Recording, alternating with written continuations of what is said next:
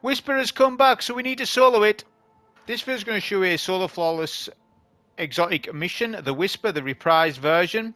And just showing you my first solo flawless clear of this mission on normal difficulty. There are 2 difficulties. There's a bunch of secrets with the mission which I'm not going to cover in this video because it's literally been, what, an hour or whatever since reset. So this is just my first organic clear, not looking for chests, just looking to do the run. And that is it. There is solo flawless triumphs, which you can see here, right? But you don't need to do them on master to attain these at least. This is the new ship via oracles and stuff, etc. But let's look at the mission modifiers. Let's look at the stuff. So first you've got to go to Moon and go to Eris, speak to Eris. You then come to Into the Light and then you look for the Whisper mission. Right, so the modifiers for normal are Void Fret, on the clock. This activity is timed. It's a 40-minute timer for normal, and they said on stream it's a 20-minute timer for legend. Right, which there's actually different modifiers. There's no champs. Good news, no champs, people. You didn't want champs, so here you go. There's no champs in it. So let's see how it is. Legend's going to be a bit more different, like I said, to the normal. But anyways, this is covering normal. So those are the modifiers, the builds that we use. So I want you to focus on build 1 and 2. We use this. So build 1. Daybreak, Healing Rift, Celestial Fire, Healing Nade, Aspects, Icarus Dash, Touch of Flame, Ember of Solace, Ashes, Torches, Empyrean. All that stuff changes between the two, stays the same between the 2 builds. The only difference is that I'm using Karnstein Armlets on build 1, yes, and then on build 2 we use Dawn Chorus for our super ability. We've got Surges as well. We didn't really use much surges, but they are there. Weapon-wise, we're using a Blinding Nade GL, a Solar Hand Cannon, legendary, a good, well-rolled one. This is obviously a static roll. I highly recommend this hand cannon. And the Lament. I recommend Lament in this. It's actually really valuable. There's many ways of doing this mission. I'm just saying at face value, I think Lament's got a lot of power in this mission itself. So that's the setup. There'll be dim links, etc. But that was what I was using. So as we spawn in, you'll notice that the spawning location is different to what it originally used to be. This threw me off at first, but this is where you go, right, for the actual way to get to the mission. It's actually easier now to get to this platform than what it used to be. Jump over the Centurion. We don't need to kill him. Let's just shoot the Blight. So let's kill the Blight. You can use your sword if you want. Good news is there's banners in this. There's one before the boss. You can pop in a banner. So that is good news. So you can run Eager Edge swords. You can do stuff like that. I didn't hear. I've got a sword on. It doesn't matter. It is what it is. But we're essentially just going to take the path to the combat. I'm not caring about chests. I want to get my video of the Soul Flawless up first. Then, by the time I've uploaded this, all chest locations will be uploaded to YouTube. So there'll be no point me trying to be a competitive looter and to try and beat people on chest videos. I will never do this. There's always other people that will beat you to this. So by the time I've done this, the chest knowledge is out there, which I'll be able to see and like, all right, that's where the chests are. Oh, that's kind of cool. That's not my speciality in terms of like searching out chests and stuff. My speciality is ads, positioning, spawns, what's changed. Well, there's a couple of things that have changed with this mission, but surprisingly, the initial rooms are very similar to what they used to be like. In actual fact, they've kind of shipped them easier. They're actually easier. Some of the enemies aren't even shielded. This is normal. I don't want you to judge it off this, please, because I haven't even went into Legend yet. Legend's going to be a different ballgame. There's a 20-minute timer. So they said on stream. I haven't went and looked at that, but they said it. Or did they say that for 0? I'm not sure what the timer is on Legend, so I don't know specifically. I'm assuming it's 20 minutes. But this is a 40-minute timer for normal, so pretty much anyone's going to be able to do this as long as you play slow enough. But Blinding Nades is a big one. Like, I was going to try a kinetic sniper like Supremacy and stuff in this, and I was like, that'll do well. And I was like, oh, actually, no. Blinding Nade's so good in this. Like, on Legend, I probably will be running Blinding Nades. It's just that good. especially with what they've done with the boss room. So this is just all traversal. If you've never done the Whisper mission, you should probably click off this video and go and experience it yourself. If you've done it back in the days and you're about to get on Destiny 2, maybe watch this video first and then have a look at your solo if you're not accustomed to solo gameplay. But you can do this on any element, stasis, void, arc, anything you want. I just went with the generic auto solar build, because this is going to be the easiest way to clear it on a warlock. Alright, this is hands down it would be the easiest because of artifact mods. I didn't show artifact mods, but it's all the solar mods, Solar Operator, Revitalize and Blast, etc, etc. I'm sure by now you should know what those artifact mods are for Solar 3.0. So the exit is the same in this location. It's the same location to get to where you need to be. If I can actually get in the damn thing. They've had some visual enhancements on this mission, if you notice. There's some visual enhancements. Looks a little different to what it used to be, slightly. Some of the zones do look the same, though, if I'm being honest. Like this zone right here looks similar, but it has had visual enhancements. I can tell that from when I used to run the mission. This location here can be somewhere where you fall off, so just be careful. Titans might want to run lion ramparts for the jump maze until you get to fighting ads. Hunters might want to run stompies. Warlocks, well, your jump's good enough without even having an exotic to use, so you're fine. You find out what you're using. Maybe use an E-Red sword. You can do that. There's no problem in doing that. That jump, I don't recommend doing the jump I just did like that. You will die. I was lucky to mantle. Just we're not doing that jump for quite some time. Right, this is where the first room is. There are 3 rooms before the boss fight, so let's take you through it. It works the same as what it used to my surprise. So we're going to jump over these blights. We're not going to take any of these blights. They are a waste of time. We'll go in with a blind and take out this particular knight here. He's a nuisance to us.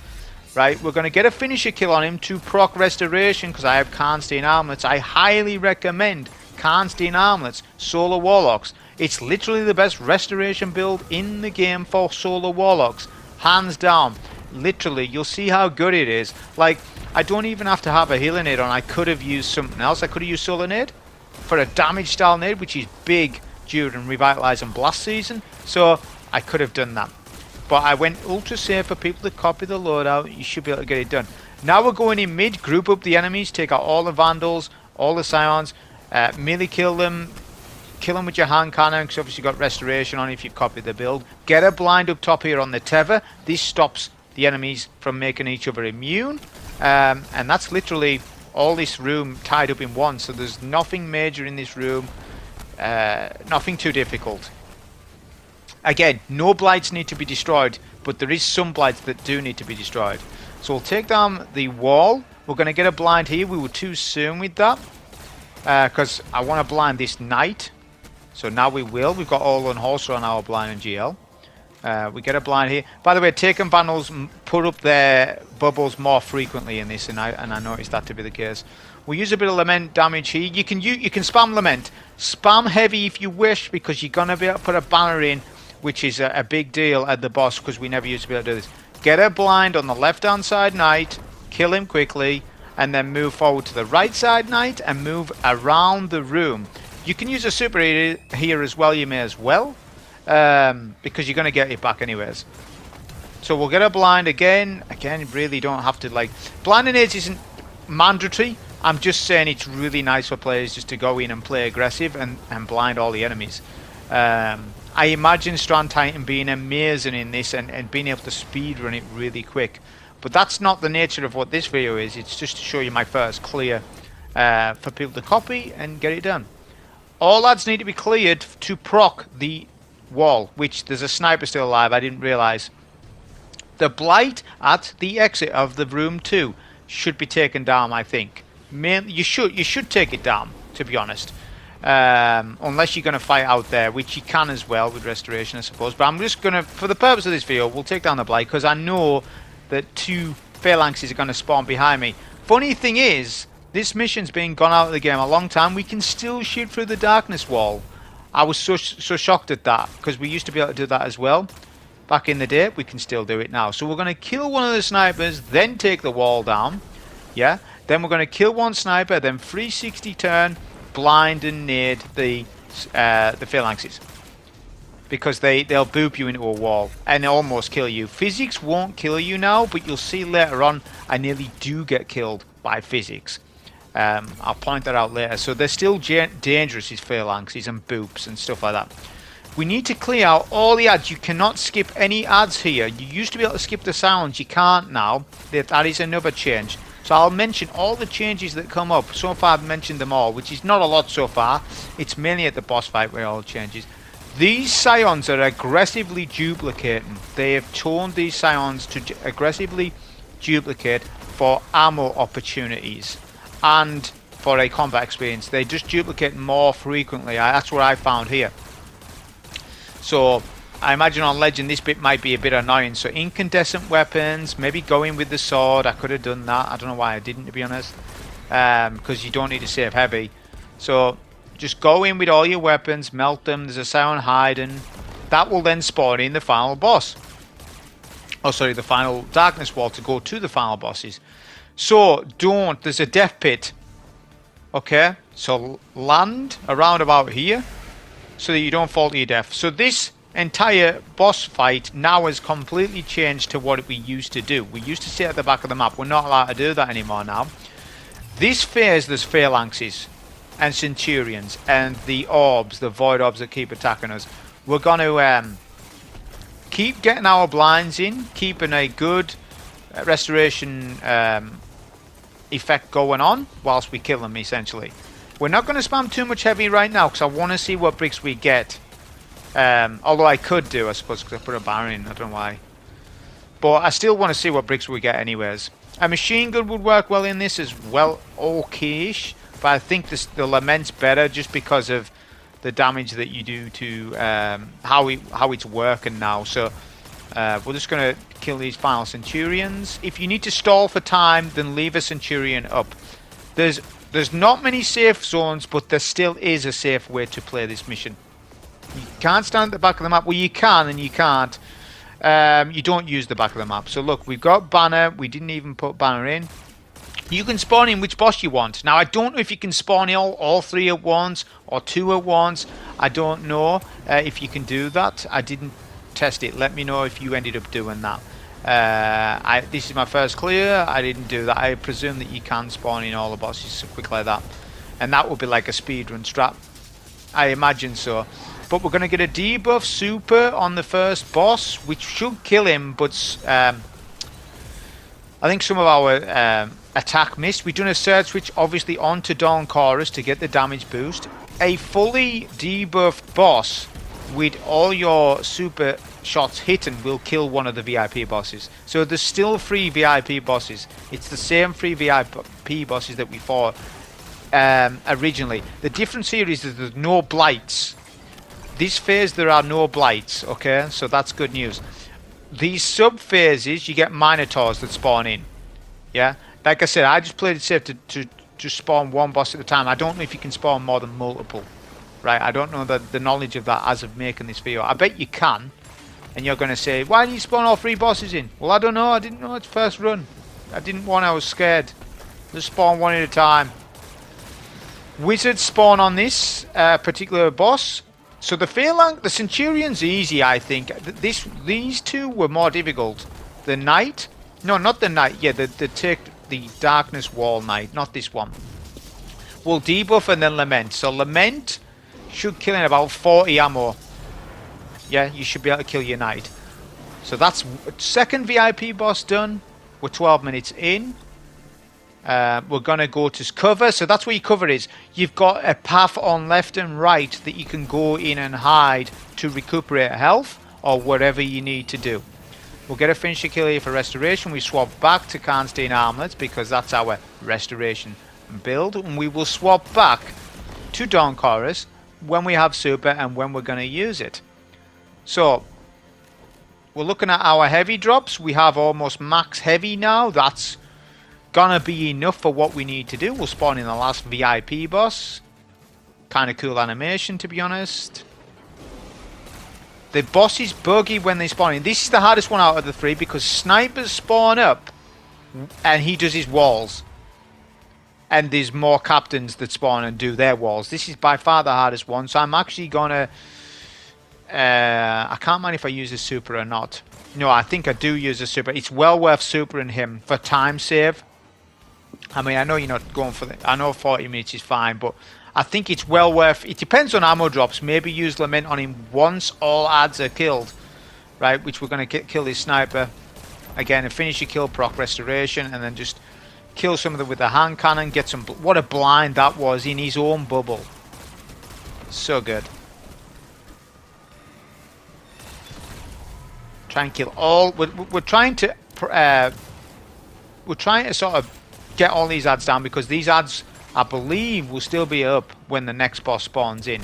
I believe so, but I haven't tested that out for sure. If they were to despawn, then you could ignore them. I don't know that for sure though. I'll know with more time, as more time progresses and more time I get with the mission, etc.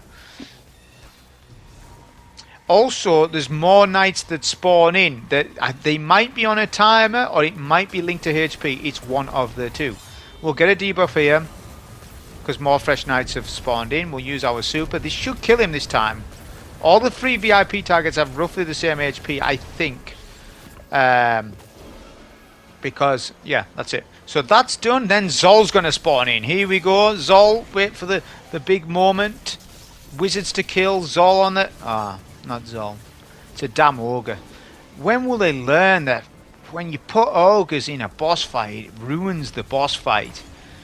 I mean, this is good. I'm not going to complain about it in the video, but you're now up against a taken ogre.